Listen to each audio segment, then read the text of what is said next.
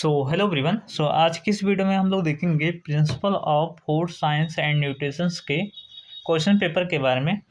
तो वीडियो को बिना देरी के हम लोग स्टार्ट करेंगे।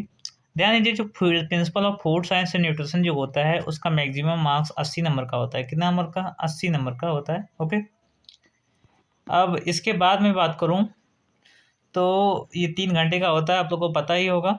अब देखिए, ये जो क्वेश्चन पेपर है ना, इसको मैं सॉल्व भी कराऊंगा, लेकिन इस वीडियो में नहीं कराऊंगा। इसका एक अलग सा प्लेलिस्ट बनाऊंगा और उसमें आप लोग देख सकेंगे, मतलब डिटेल्स के बारे में, इसके जितने भी क्वेश्चन आएंगे उन सभी के उत्तर मैं बोले तो डिटेल्स में आप लोग को दूंगा।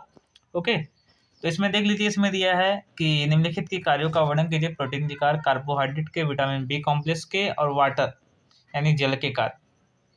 4 हो गए और एक हमारा पांचवा एक मिनरल हो गया। पांचों क्या है? कार्य बताना है। क्या बताना है? कार्य बताना है। ओके, अगला देख लेते हैं सेक्शन ए की तरफ। तो सेक्शन ए में हमारा देख लीजिए, इसमें दिया भारतीयों के आहार में प्रोटीन की कमी की मुख्य कारण क्या है। प्रोटीन की कमी के क्या कारण है? आहार में प्रोटीन की कमी दूर करने के लिए रोकथाम के विभिन्न उपायों का विस्तृत वर्णन कीजिए। इसके रोकथाम के लिए जितने भी उपाय हैं उसके बारे में बताइए।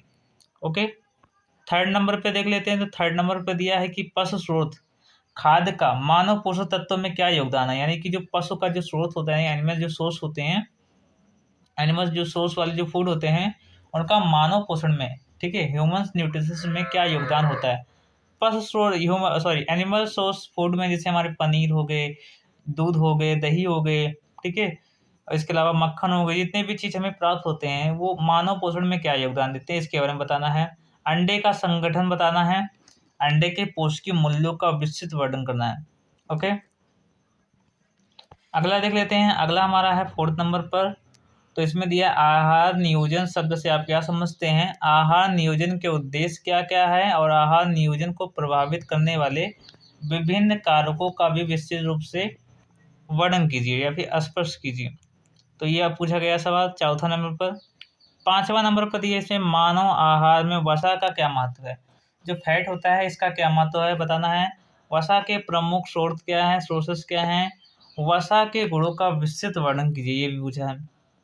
ओके, अगला देख लेते हैं 6 नंबर, जो कि सेक्शन बी हमारा हो जाता है। इसमें दिया है शरीर के लिए जो जल सोर्स होते हैं ये कौन कौन से हैं।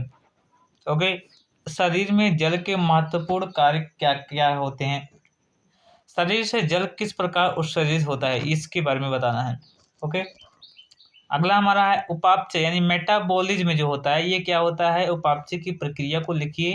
कार्बोहाइड्रेट के उपापचय का भी विस्तृत रूप से वर्णन कीजिए। 7वां नंबर होता है। अगला हमारा 8वां नंबर पर इसमें दिया है रेशेदार भोजन से आप क्या समझते हैं। संगठन के आधार पर रेशे का वर्णन कीजिए, यानी फाइबर का क्लासिफिकेशन करना है।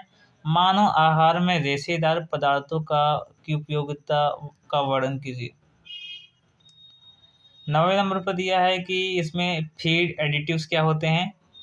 हिंदी में देख लेते हैं हम लोग, ठीक है। अंग्रेजी में देखना तो आप लोग देख सकते हैं। इसमें पास्चुराइजेशन ऑफ मिल्क के मेलेसिया रिकेट्स हो गया, इसके बाद बैलेंस डाइट हो गया, रेफ्रिजरेशन हो गया, नाइट ब्लाइंडनेस हो गया।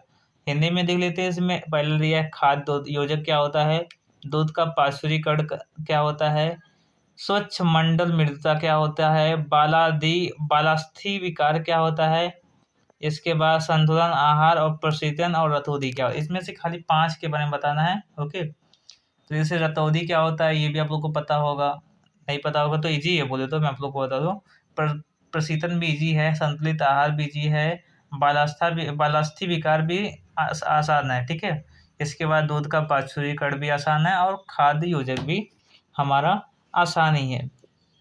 ओके, तो अगली वीडियो में खूब बढ़िया से डिटेल्स में आप लोग को बताऊंगा, ठीक है, फूड साइंस एंड न्यूट्रिशन के बारे में। ओके, तो thank you so much for watching this video.